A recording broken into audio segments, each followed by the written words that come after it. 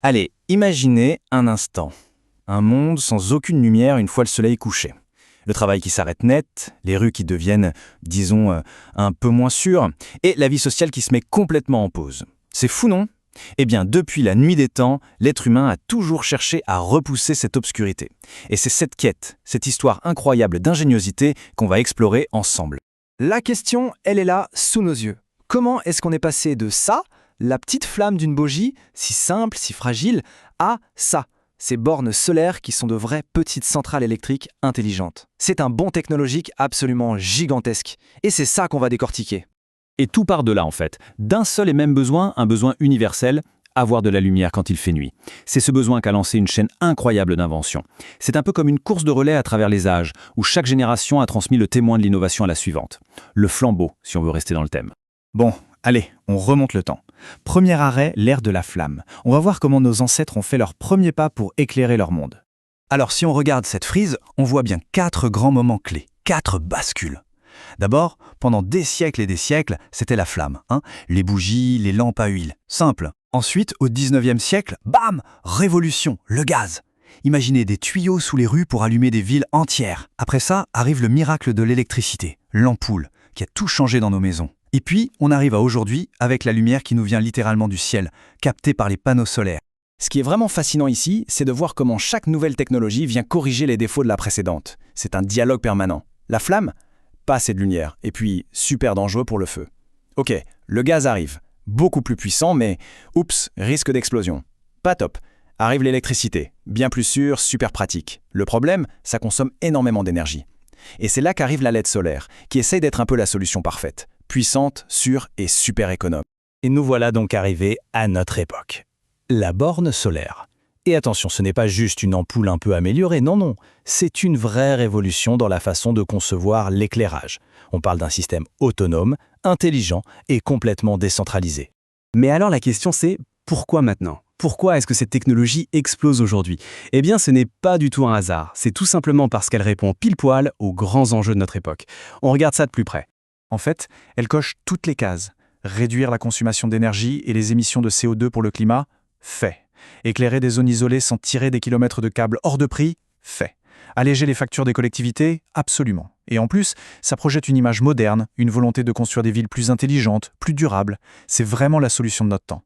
Faut voir ça un peu comme une recette de cuisine ou une équipe de rêve. D'abord, on a le panneau solaire. C'est lui qui capture l'énergie du soleil. Ensuite, la batterie. Elle stocke précieusement cette énergie pour la nuit. Puis vient la LED, l'athlète de haut niveau, super efficace, qui utilise très peu d'énergie pour briller. Et enfin, le cerveau de l'opération, les capteurs qui gèrent tout ça intelligemment pour n'allumer que quand c'est nécessaire. Pris séparément, aucun de ces éléments n'est magique. Mais ensemble, c'est là que la magie opère. Ok, jusqu'à maintenant, on a beaucoup parlé de technique, de technologie, mais il faut prendre un peu de hauteur. Parce qu'un objet technique, surtout un truc aussi fondamental que la lumière, ce n'est jamais juste un objet. Ça change la société, ça change la vie des gens. Et c'est ça la grande idée à retenir. Un objet technique, ça change la société. Mais la société en retour le change aussi. C'est un dialogue constant. Prenez le smartphone, c'est l'exemple parfait. Il a complètement bouleversé notre façon de communiquer. Et en retour, notre besoin d'être connecté tout le temps pousse les fabricants à inventer des téléphones toujours plus puissants. C'est une boucle qui ne s'arrête jamais. Et l'impact de l'éclairage public, c'est spectaculaire. D'un côté, avant, on a une rue sombre peut-être un peu inquiétante où il ne se passe rien. La vie s'arrête à la tombée de la nuit. Et de l'autre, après, la même rue est vivante, animée, on se sent en sécurité. L'éclairage n'a pas juste rajouté des lumens, il a littéralement créé de la vie.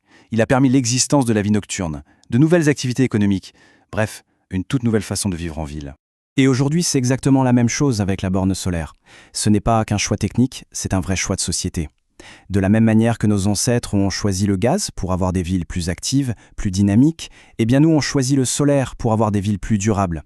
C'est une façon d'affirmer nos valeurs actuelles, l'écologie bien sûr, mais aussi l'économie et l'autonomie énergétique. Et ce qui est génial, c'est que cette façon de penser, cette grille de lecture, elle ne marche pas que pour l'éclairage. On peut l'appliquer à presque tout. Ça nous donne une nouvelle paire de lunettes pour regarder les objets qui nous entourent. Chaque objet a une histoire, une raison d'être. La prochaine fois qu'on regarde son téléphone, sa voiture ou même son micro-ondes, on peut essayer ce petit exercice mental. Se demander « c'était comment avant ?» Et encore avant, quel problème est-ce que cette nouvelle version a résolu ? C'est une manière assez fascinante de redécouvrir les objets de notre quotidien. Donc si on résume, le premier point clé, c'est ça. Un besoin humain, simple et constant, s'éclairer, qui a déclenché une créativité technologique complètement folle et sans cesse renouvelée pour y répondre. Deuxième point super important, aucune technologie ne sort d'un chapeau. Chaque nouvelle invention est comme une brique qu'on pose sur les précédentes. C'est une longue chaîne où chaque maillon a son importance. Et enfin, l'idée peut-être la plus forte, un objet technique n'est jamais neutre. Il est le reflet de son époque, avec ses valeurs, ses ambitions, ses peurs. Il est à la fois le produit de l'histoire et ce qui l'a fait avancer. Si on garde ces trois axes en tête, le besoin, l'évolution technique et l'impact sur la société, alors on ne regarde plus les objets de la même façon. On commence à y voir des histoires, des choix et plein d'indices sur le monde qui nous entoure. Finalement, toute cette histoire nous apprend une chose essentielle, les technologies de demain naissent des problèmes et des frustrations d'aujourd'hui. Alors si on regarde autour de nous, quels sont les grands défis actuels? Le changement climatique, bien sûr, le besoin de se reconnecter les uns aux autres. C'est en cherchant des réponses à ces questions qu'on inventera les objets qui, à leur tour, façonneront le monde de demain. L'histoire n'est pas finie, la page est encore blanche.